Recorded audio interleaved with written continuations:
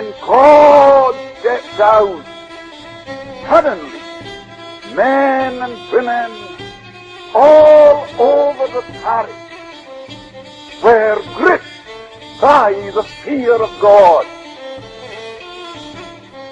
God, are my hands clean? Is my heart pure?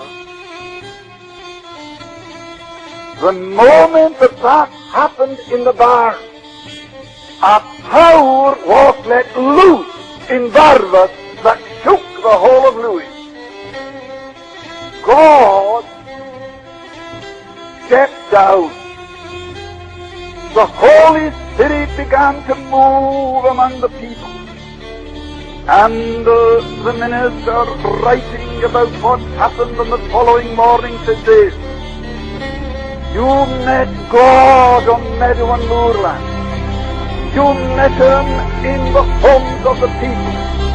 God seemed to be everywhere." What was that? Revival. Revival of an evangelist, not a special effort, not anything at all organized on the basis of human endeavor, but an awareness of God that gripped the whole community, so much so that what we saw. I can remember once, within 24 hours, addressing 8 meetings, crowded churches. There was a dance in progress that night, and while this young man was praying in the aisle, the power of God moved into that dance. And the young people, over 100 of them, fled from the dance as though fleeing from a plague. And they made for the church. When I endeavored to get up into the pulpit, I found the way blocked with young people who had been at the dance. When I went into the pulpit, I found a young woman, a graduate of Aberdeen University, who was at the dance. And she's lying on the floor of the pulpit crying, "Is there mercy for me? Is there mercy for me? Is there mercy for me?" God was at work.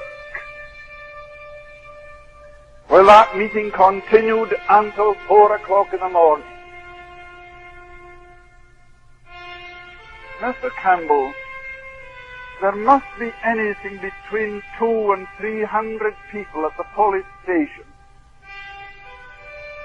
They're gathered there and some are on their knees. Now, I can't understand this. Now, he wasn't in the church, you see. But here, a crowd of men and women from a neighboring village, 5 and 6 miles away, were so moved by God that they found themselves moving to the police station because the constable there was a God-fearing and well-saved man. They were there, and this young man begged of me to go along to the police station. And I went along, and I shall never, never forget what my ears heard and my eyes saw that morning. Young men were kneeling by the roadside. I think just now of a group of half a dozen. One of them under the influence of drink, and his old mother kneeling beside him and saying, "Oh, Willie, Willie, are you coming at last?" Mr. Campbell, something wonderful has happened. Revival has broken out. And Willie today is the parish minister. And from the group of young men who sought the Lord that night. There are 9 in the ministry. To the door and see the crowd appear. 11 o'clock, Matthew. 11 o'clock. And I went to the door, and there must have been a congregation of between 600 and 700 people gathered round the church. And within a matter of minutes, the church was crowded at 11:45. Now, where did the people come from? How did they know that a meeting was in progress in the church? Well, I cannot tell you. But I know this, that from village and hamlet, the people came. Were you to ask some of them today, what was it that moved you? They couldn't tell you. Only that they were moved by a power that they could not explain, and the power was such as to give them to understand and see that they were hell-deserving sinners. And of course, the only place they could think of where they might find help was at the church. Now that is a fact that cannot be disputed. God was everywhere. And because of this awareness of God, the churches were crowded. Crowded. Through the day, right on through the night to 5 and 6 o'clock in the morning.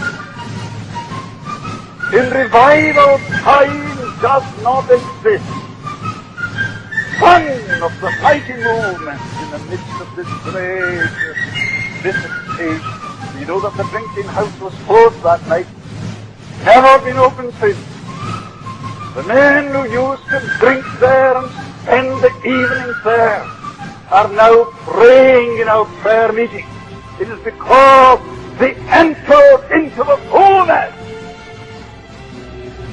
It is because the people of Lewis grasped that truth that we can say today we know practically nothing of backsliding from that gracious movement of years ago. My dear people, did you good folk understand what revival means? Have you a conception of what it means to see God working? The God of miracles, sovereign, supernatural, moving in the midst of men, and hundreds swept into the kingdom. Oh, that we might see it, that we might see